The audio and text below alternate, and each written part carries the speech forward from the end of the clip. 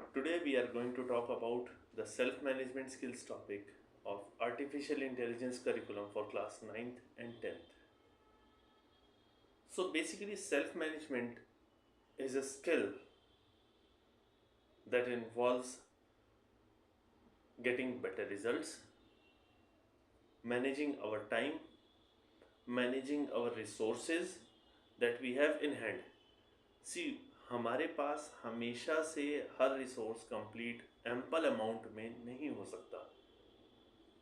इन specifically computers world में तो हमारे पास लिमिटेड रिसोर्सेज होते हैं जो हमें बेस्ट यूज़ करने होते हैं, जिसको हम बोलते हैं optimal utilisation of resources.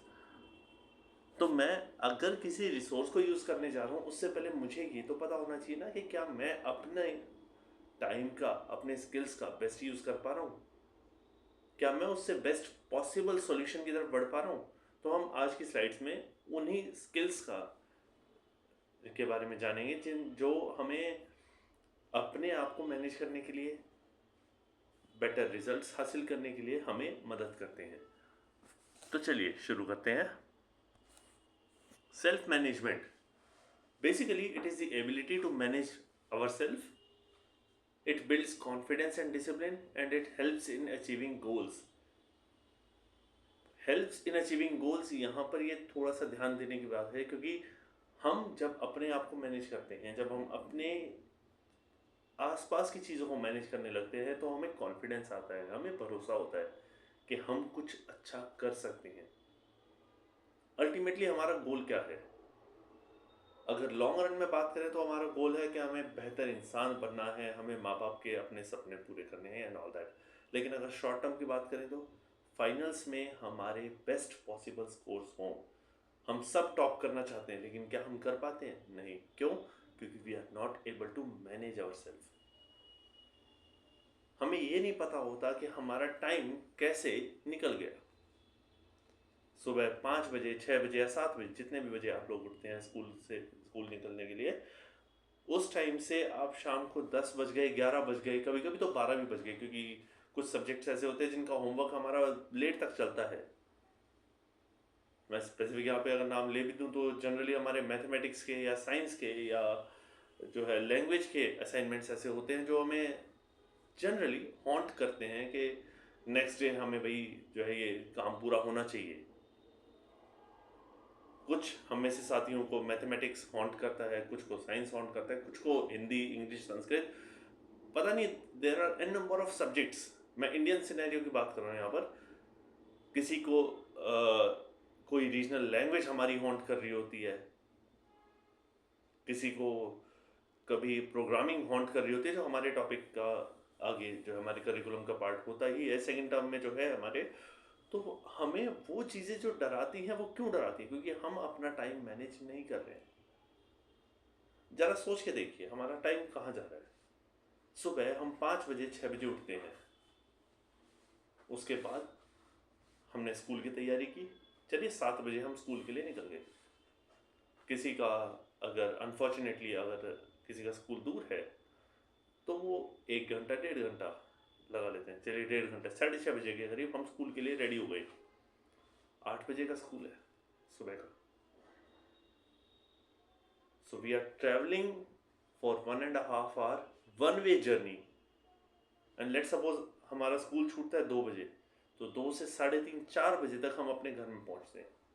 That means हमारे टाइम, हमारे दिन का एक major part has gone out, and now we have to study. Moreover, after reaching home immediately we have tuitions. Generally जो ट्यूशंस हम लेते हैं वो mathematics, science, English, sometimes all subjects also. तो उनके ट्यूशंस शाम के 7 बज गए। अब शाम के 7 बज गए, 8 बज गए, हम घर में घुसे हैं। इस टाइम तक we are almost totally exhausted. We lack our confidence because we are just studying what others are teaching us. Did we even try to learn something? Did we even try to go for self studies? No, because now our time is to go for homework.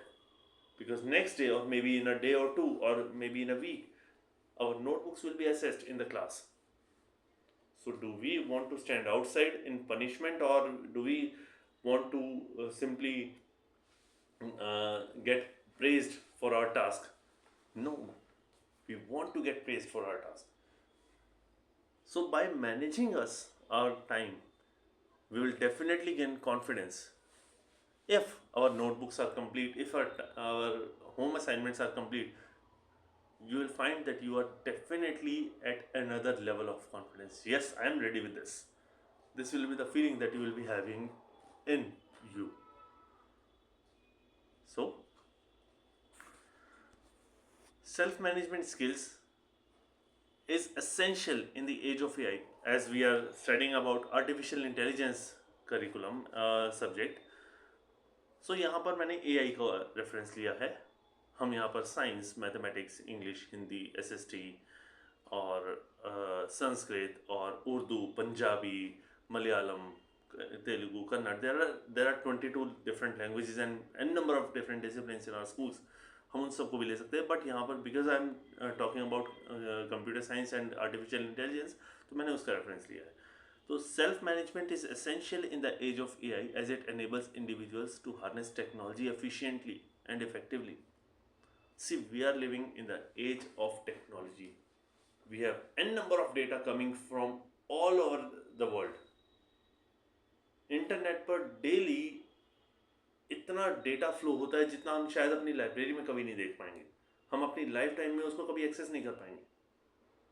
उसमें से best निकालना हमें इसमें पढ़ने के लिए, self management को पढ़ने के लिए AI में ज़रूरी बनाता है. It involves setting personal goals, staying organized and leveraging AI tools to enhance productivity. अब आपके पास बहुत सारे टूल्स भी हैं, ChatGPT, Gemini, Canva, Wayground और भी बहुत सारे टूल्स हैं. ये तो कुछ 3-4 टूल्स के मैंने नाम लिए, Copilot भी है. तो हर जगह पर AI का यूज़ हो रहा है, हर जगह पर स्मार्ट वर्क किया जा रहा है. वो स्मार्ट वर्क हमें कैसे फ़ायदा देगा? वो तब देगा जब हम अपने बारे में जानेंगे, जब हम अपने आप को ऑर्गेनाइज करके रखेंगे. Understanding self management is crucial for adapting and thriving in the increasingly automated world. हम day in and day out सुनते हैं कि कंपनीज ने कुछ एम्प्लॉयज को रिलीज कर दिया. कभी कोई कंपनी कर रही है, कभी कोई कंपनी कर रही है. यहाँ मैं नाम नहीं लूँगा किसी कंपनी का, क्योंकि प्रॉब्लम्स हो सकती हैं. तो हम देखते हैं day in and day out हमारे पास न्यूज़ आती रहती हैं कि आज भाई एक्स कंपनी ने, या कहूँ सॉरी एक्स नहीं, किसी ए कंपनी ने एम्प्लॉयज़ को 1000 एम्प्लॉयज़ को निकाल दिया, किसी बी कंपनी ने जो है निकाल दिया एम्प्लॉयज़ को. क्यों निकाला? Why they are being laid off? Just because they are not able to cope up with the changes in the technology. They are not able to cope up with enhancing their skills. They are not able to manage their times to learn new skills. And skills are very, very important nowadays. So, इसका first step is to motivate oneself or stay motivated. How it can be done? खुद को समझाओ, yes I can do it. Positive attitude रखो, learners attitude रखना चाहिए. हमें daily कुछ नया सीखने की कोशिश करनी चाहिए. आप अपने सब्जेक्ट्स को देख लो. यूनिट 1, किसी भी सब्जेक्ट की यूनिट 1 जो है, क्या वो पूरा साल हम पढ़ते हैं? नहीं.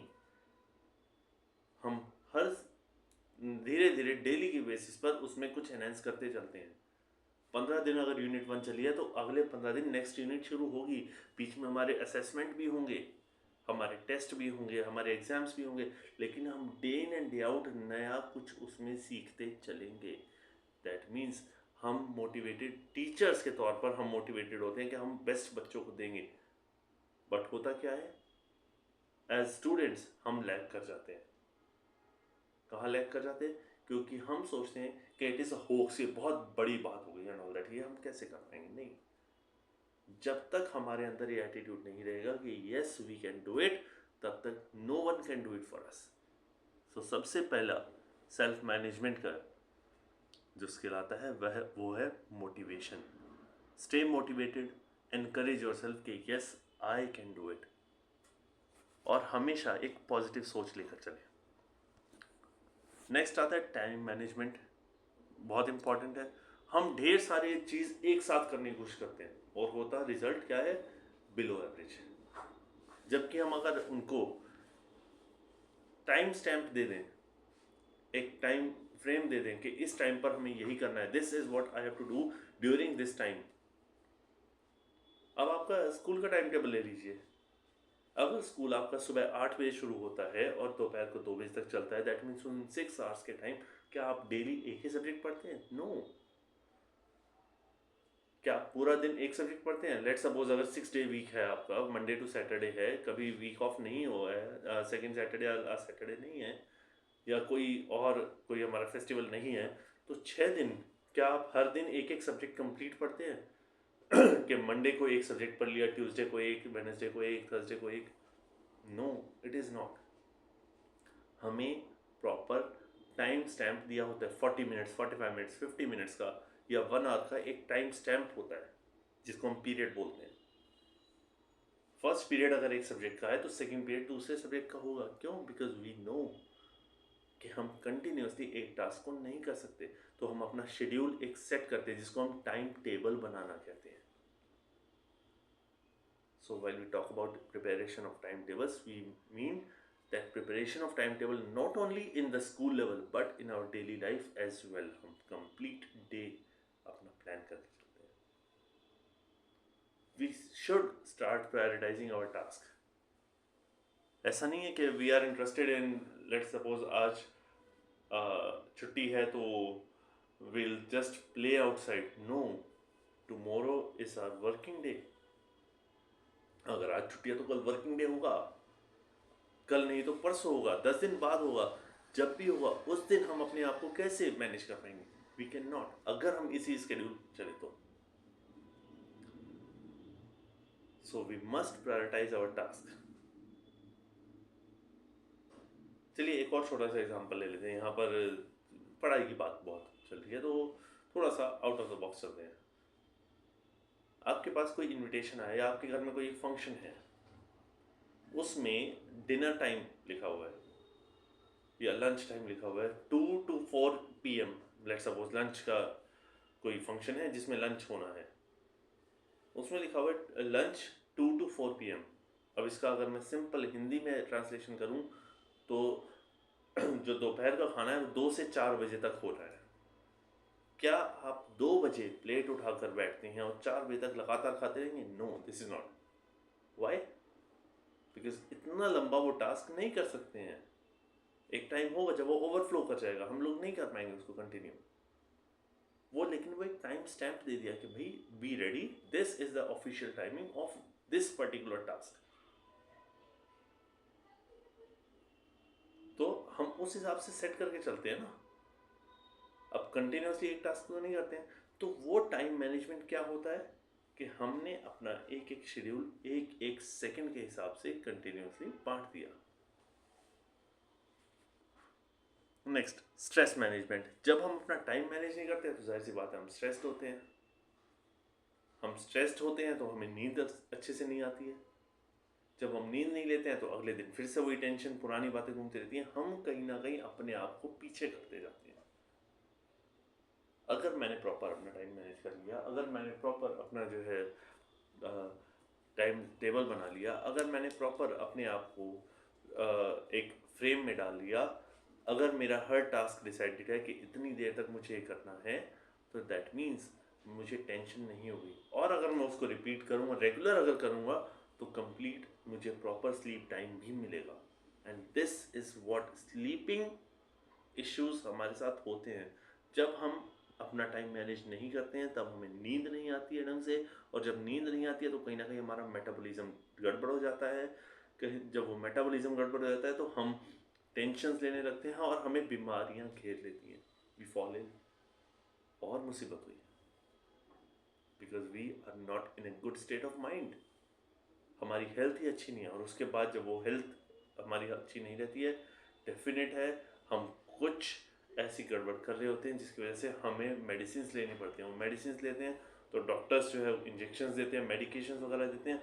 उस दौरान हमें वो रेस्ट की बोलते हैं। और वो रेस्ट क्या करता है, हमें कहीं ना कहीं जो रेस्ट हमें पहले लेना चाहिए था वो हमें एक साथ एक लमसम वो कुछ टाइम के लिए देते हैं कि भैया आपकी बॉडी लगातार आपने एक इरेगुलर टाइम स्टैम्प पर चलाई है, योर बॉडी नीड्स रेस्ट। आपकी बॉडी को रिहैब की ज़रूरत है, रिहेबिलिटेशन की ज़रूरत है। सो सिर्फ उन चीज़ों से बचने के लिए जब वो अलग से हमें टाइम दें, उस दौरान अगर लेट सपोज जनरली जब वेदर चेंज होता है, गर्मियों से सर्दियाँ आती हैं, बरसात आती है, या ऐसा वेदर होता है, तो हमारी तबीयत जल्दी ख़राब होती है। खांसी जुकाम बुखार वगैरह ये नॉर्मल चीज़ें हैं, फ्लू हो जाता है। वो क्या है, हमने अपना ध्यान नहीं रखा, हमने अपना टाइम टेबल नहीं देखा, हमने वेदर के अकॉर्डिंगली अपने आप को प्रिपेयर नहीं किया। नहीं, नेचर ने तो एक टाइम टेबल फॉलो किया। अगर विंटर है तो उसके बाद ऑटम आएगा, ऑटम के बाद फिर समर्स आएंगे, समर्स के बाद फिर जो है रेनी सीजन आएगा, रेनी सीजन के बाद फिर से विंटर्स की तरफ चलेंगे। तो नेचर ने तो अपना टाइम टेबल फॉलो किया, but did we do the following of time table? No we didn't.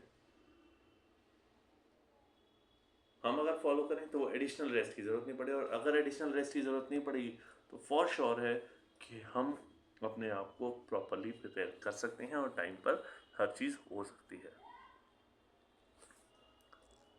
अच्छा, इस सब के बीच में हम एक चीज़ भूल जाते हैं, हम हाइजीन की बात भूल जाते हैं।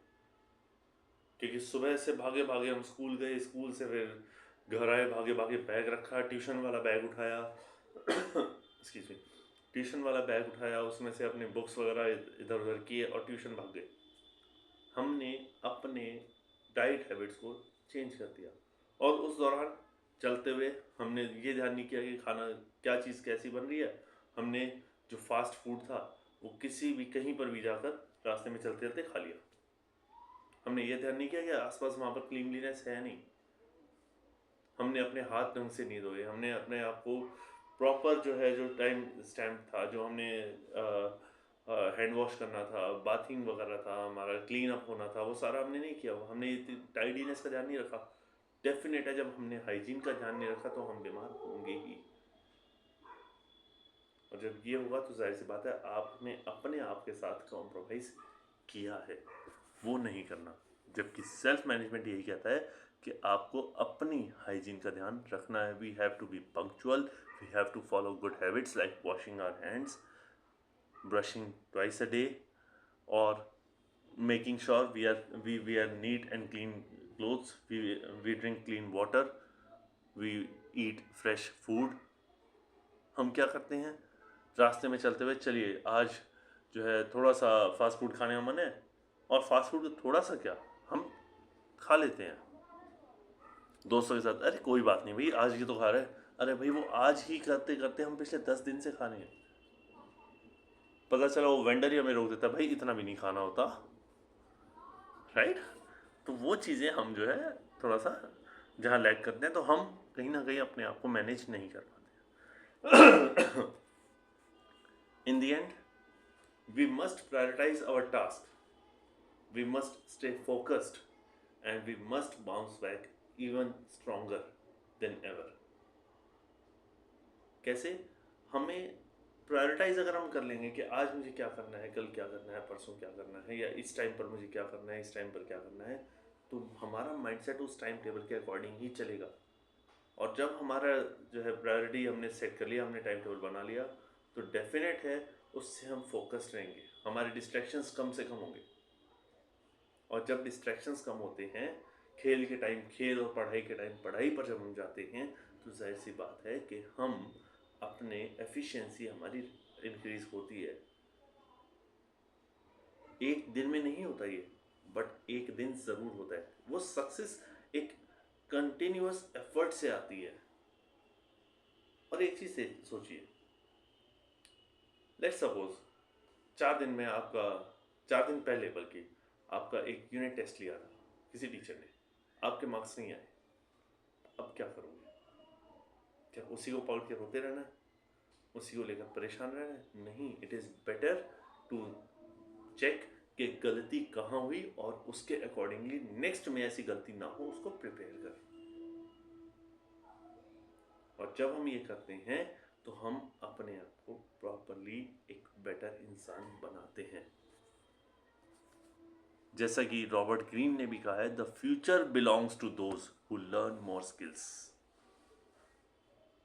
अब यहाँ स्किल्स का मतलब ये नहीं है कि आप कोई नई सर ने बोला है कि भाई जो है स्किल्स सीखने हैं, आप बाहर चले जाओ, पापा आज तो मुझे स्किल्स लेने हैं, मुझे नई चीज़ सीख के आनी है। क्या सीखना है?